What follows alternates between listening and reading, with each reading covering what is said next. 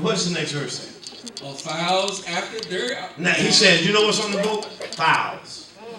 That means all kind of birds. Yeah. There's some dirty birds. What if you don't like buzzards? Well, They were on the ark. There's some buzzards in the church. Y'all know what a buzzard does? A buzzard don't kill nothing. A buzzard wait around till something dies. There's some people that won't kill nothing, but they'll wait around hoping you die. Say it again. He said every fowl. So you could be at breakfast one morning and a buzzard land on the table. But you couldn't get off the ark because you don't like buzzards. Y'all got quiet on me. See, what God taught Noah and what Jesus is teaching in Matthew 13 tonight is the church got every kind. Because the ark had every kind. And just because you don't like birds and you don't do parrots, there were some parrots on the ark. There's some people that repeat everything they hear. Y'all got quiet on me. Y'all do know there's some parrots in the church. They gossip everything they hear. If they don't hear it, they'll make it up. Because everything that was on the ark, y'all about to get this thing. And you can't leave because you don't like parrots. They couldn't tell no, hey man, pull over at the first dock you see. I don't do this. I'm down. If you were going to be saved, you had to stay in that ark with some things that were undesirable. And if you're going to be saved in the New Testament, you got to stay in the Lord's church, even though there are some people who are undesirable. Okay, he said there was some birds on there. Y'all all right, birds? Watch it. There's some parrots on there, gossiping. There's some buzzards on there. What else is on there? And of cattle after their kind. Cattle's on that. Lord, I don't eat red meat. You know it's amazing how we talk about what we don't eat. That's because we eat all the time. If you hadn't eaten since last Friday, say it again. Yeah, see, when I grew up, anybody grew up poor like me? No, I'm sorry, I didn't grow up poor. I grew up poor. We couldn't afford that second order. We grew up poor. Anybody, come on now. But it ain't where you're from, it's where you're going. When I go back home to Tallahassee now pushing my bins, I tell them, like Mike Jones, back then you didn't want me, now I'm hot, you're all on me. Yeah, it ain't where you're from, it's where you're going. You know what they said about Jesus? Can anything good come out of Nazareth? Okay, now. You know it's amazing when people go around talking about what they don't eat. Now, back when I grew up, you didn't have a choice. My mama didn't ask what's for them, food. Say no, you can. And you couldn't throw it away. If you didn't eat them greens and liver, she put it in the refrigerator, and you have greens and liver for breakfast. Come on now, you gotta be able to take that now. You young people, your mom and daddy take you to get a happy meal. Well, come here, let me tell you something. When I grew up, every meal we had was a happy meal. We were happy to have a meal. Come on now, why do people in here know what I'm talking about? Reddick, you know what I'm talking about. What? There were some cows on that. Now, here's the problem. Here's one of the challenges. If cows on there, and elephants on there, and hippopotamuses on there, and rhinoceros, because there's every kind on there. Say every kind. That means while the cows are going through the ark, every now and then they do something that requires you to sweep it up. Y'all got quiet. Do y'all know the cows were making a mess on the ark? Do you not know there's some messy people in the church? Preach, Brother Leonard. The leadership got to spend half our time going around cleaning up mess.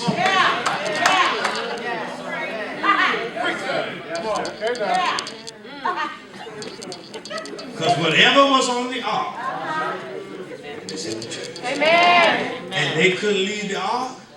And you might as well quit thinking about leaving the church. If you're looking for a place that ain't got some strange and weird people and things, you just got to go on to heaven. And you're liable to get there and see something you don't know. Some of y'all gonna get to heaven telling, I thought this gold was really shiny. Yeah, some people, but you can't make them happy. I don't care what you do. Okay. Now I just teach about it. I don't write it. Some cows on there making a mess and some birds on there raising havoc. Watch this. And a very creeping thing. Creeping things. Wait. Don't rush me. Some creepers were on the ark. There's some creepers in the church. Preach, Brother Leonard. Because whatever was on the ark, there's some creepers and there's some creepettes. Preach, Brother Leonard. Y'all ain't got no creepers in Maryland. I know that. But down in Florida, we got some creepers in the church. See, some people ain't at the church for the same reason you there. Amen. Creepers on the ark. Creepers in the church. Could you leave the ark? No. Can you leave the church? No. Because the ark and the church got every kind. All right, keep reading. Two of every sort shall come unto thee. To keep them alive. Keep them alive. And take thou unto thee. You're talking to Noah. Take thee unto thee. All the food that is eaten. Read. And thou shalt gather it to thee. Right. And it shall be for food for thee and for them. They were on the ark 50 days. Y'all know that, right? And the next verse says, and Noah did all that God all God's commanded. In other words, Noah didn't start telling God, listen, man, I don't do alligators. Snakes. Because when they say creepers, y'all know all things that creep ain't on their belly. There's some creepers that walking right up. Same every camp. Matter of fact, when the devil showed up, he wasn't on his belly. In Genesis 3. Y'all read your Bible? When he showed up, he was standing up just like this. He walked up, and you know a creeper. You know a snake when you see one. First of all, sisters, this is how you know a snake. When he holler, psst.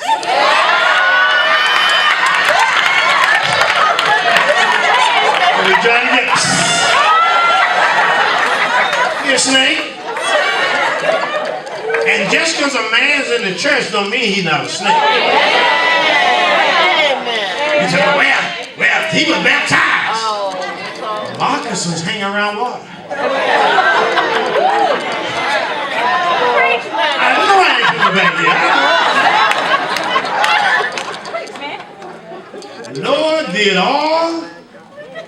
It's just plain, simplistic, down-to-earth preaching that I do. I can be more intellectual if you want me to be, but I don't want to miss nobody. Okay, Noah did everything the Lord God commanded him. Commanded him to do.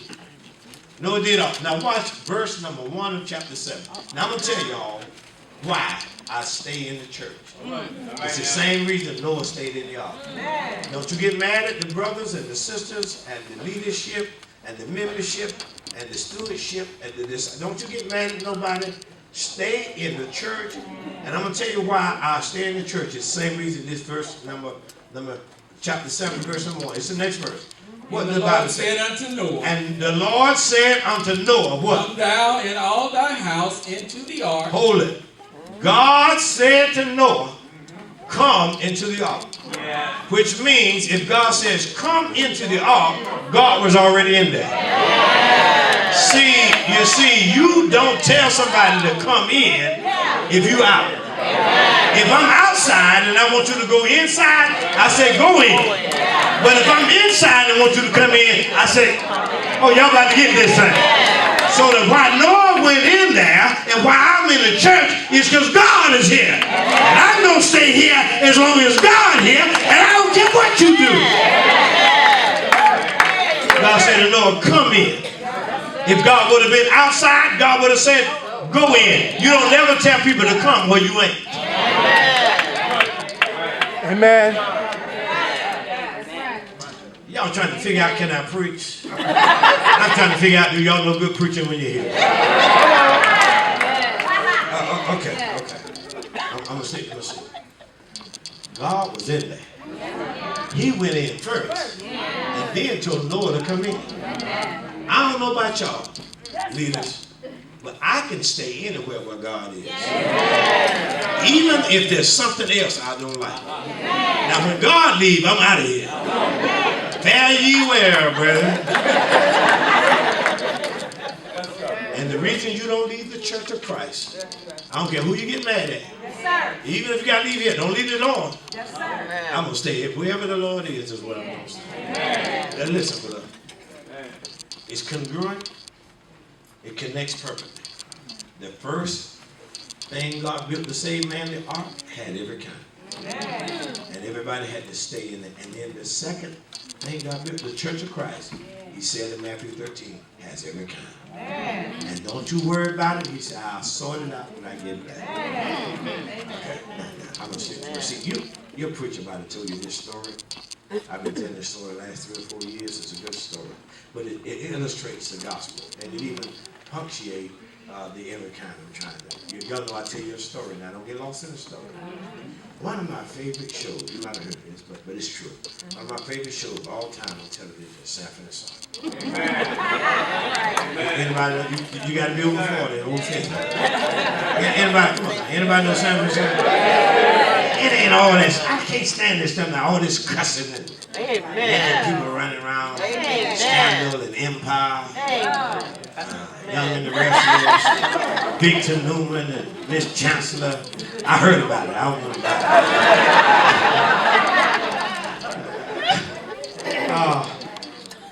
it. But anybody old enough to remember Sanford and Son? See, when I grew up, man, that was my show. My daddy loved it. I got the whole series at home. All 8 seasons on DVD. Well, did you not know for years, I didn't know that the gospel is right there on Sanford and Son.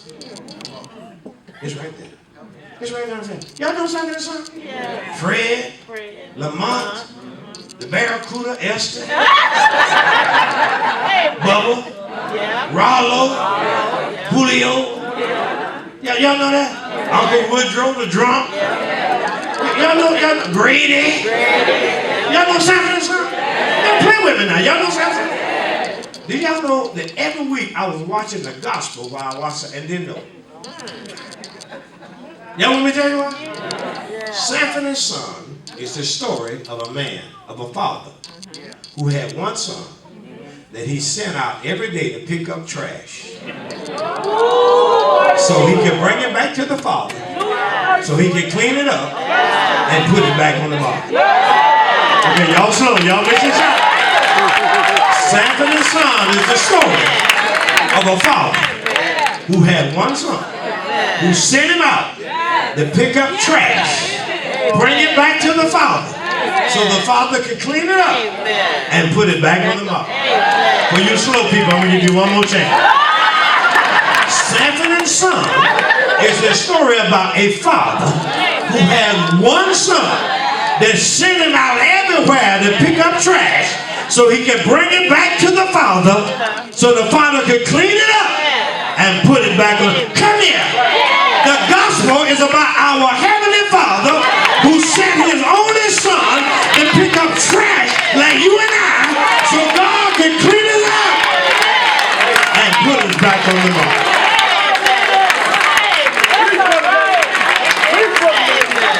That's the gospel. And when the mom went, he got some of every kind and brought it back to his father. And that's what the gospel is. So let it be written, so let it be done. The grass withers, the flower fadeth away, but the words of our God shall stand forever. Tonight, beloved, if you're guilty of business, you need to get in this ark of safety. God has never built more than one institution to save man. There's a duplicity and multiplicity of entities out there now, but God had nowhere to be one ark, and Jesus built one church. There's one way in the ark, there's one way in the church. You have to stay in the ark to stay saved, you got to stay in the church to be saved now. Well, how do I do that? Brother Leonard, can you explain it to me? I'm so glad you asked. It's not difficult. You do not need any extensive vocabulary. Your intelligence, IQ test does not need to be off the chart. All you need to do is be able to hear the gospel, the good news of the death, burial, and the resurrection of Christ. Understand the vicarious nature of his death, meaning he died in our place. He was wounded for our transgression, bruised for our iniquities. The chastisement of our peace was laid upon him. Through his stripes, Isaiah said, we are healed.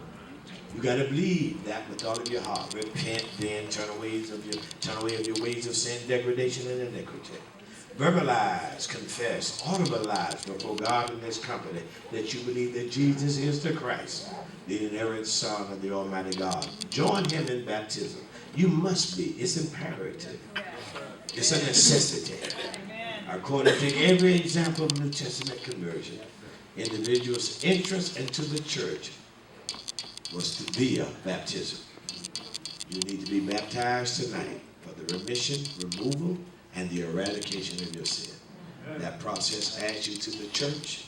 And just know before you get here, that when you join or when you're added through baptism, that when you get here, this church got every kind. Amen. And you couldn't leave the ark then, and you can't leave the church. Amen. Come to Jesus. Decide that you love God more than you hate anybody else. I don't care if somebody made you mad. They ain't worth you going to hell over. Say amen when you can. And here's the bad part. The people you're mad at and you're going to go to hell over, they fool around and get right and go to heaven. Say amen when you can. Now you're not going to hell.